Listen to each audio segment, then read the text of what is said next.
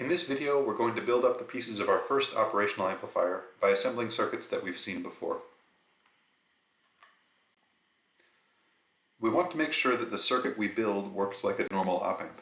And normal op-amp operation is defined by a few important properties that describe its impedances in operation. Pause the video and try to write down a list of essential op-amp properties.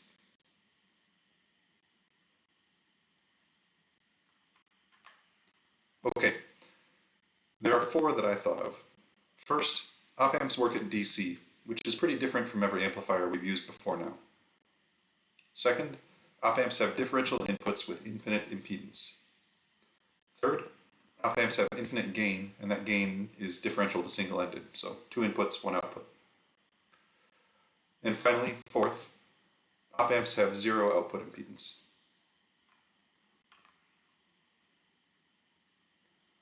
So let's look at a circuit that achieves those 4 goals.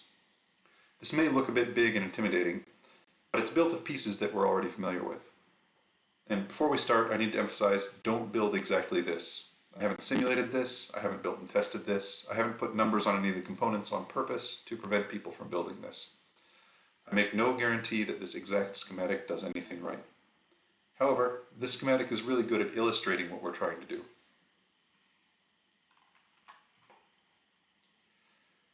If we look at the left side of this circuit, we see some biasing circuits. This is a self-biased VBE reference, and the resistor on the left is just a big pull-up that acts as a startup circuit. We have a mirror there too that creates a bias for PNP devices down the line. It's possible to just pull that PNP bias level off the mirror in the self-biased circuit, so here instead of our additional mirror. But adding this mirror decreases the static error of the PNP bias. The second stage is a differential amplifier with NPN input devices and a mirror load. This provides our differential inputs, which don't have a terribly high impedance in this implementation, and a bunch of gain. It also provides a single-ended output.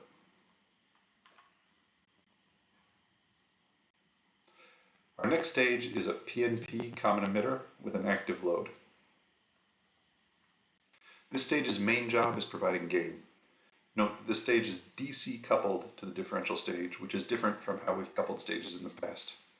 We have to do this because the op-amp needs to work at all frequencies, and AC coupling would ruin that behavior. As an aside, bypass capacitors on the emitter would also ruin that behavior, and you can see here that we don't have one. However, DC coupling the stages means that the large signal output voltage of the differential stage has to be just right, such that it's the value that correctly biases the gain stage.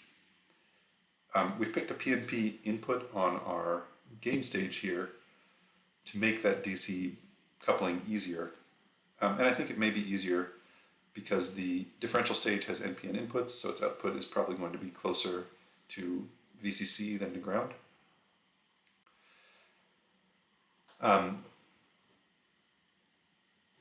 And in general, PNP devices will want an input that's closer to VCC.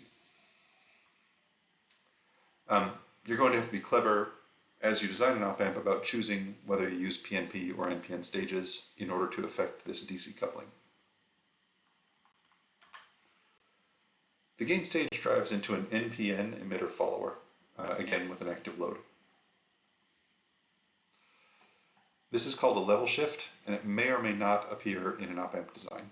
The main job of this stage is changing the DC output of the previous stage, in this case increasing it by 1 VBE on, which can help DC couple your amplifier.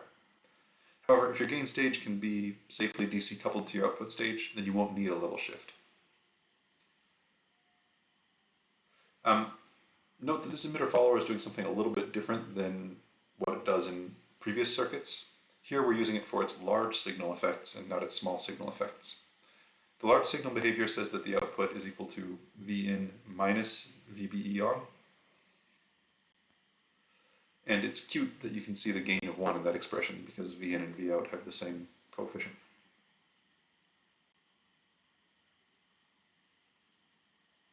and excuse me, V in plus VBE on in this case, because it's a PNP input.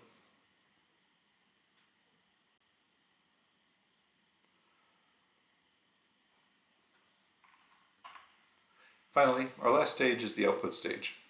This stage is responsible for providing a very low output impedance for the op-amp, and also for sourcing large amounts of current in case your users decide to hook something crazy up to the output.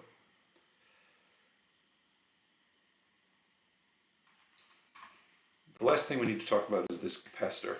It's called the compensation capacitor because it's connected across the gain stage, it's going to be Millerized. That means the dominant pole of the op-amp will be set by the compensation capacitor. Creating this very dominant pole with compensation capacitor is a design choice, and one that can be changed in sophisticated op-amp designs, but using a compensation cap like this without any bells or whistles is very common. I've chosen to connect the top plate of this compensation capacitor to the differential stage output, and the bottom plate to the level shift output. Hooking the bottom plate to the level shift output is common,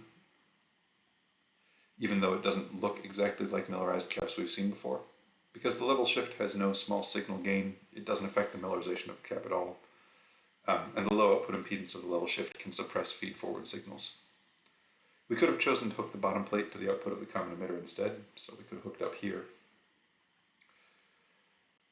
which would result in a slower dominant pole but worse feed-forward behavior. And one last note while we're thinking about capacitors. The compensation cap is the only explicit capacitor we have in the schematic. Remember, that's because we can't use coupling caps or emitter bypass caps without messing up the DC behavior of the op-amp. So, in summary, ideal op-amps have DC operation, differential inputs, infinite R-in, and differential gain, and 0 R-out. We build something that looks like an ideal op-amp using 3 stages: a differential stage, a gain stage, and an output stage. And you can see a nice little cartoon of that over here. Op-amps are DC coupled, so that means we're not allowed to use any bypassing or AC coupling inside of them, and that we have to adjust the voltage at different nodes to enable DC coupling. We can do that either by using level shifts or by being clever about using PNP or NPN stages. And finally, the compensation capacitor is in feedback around the gain stage, and it sets our dominant pole.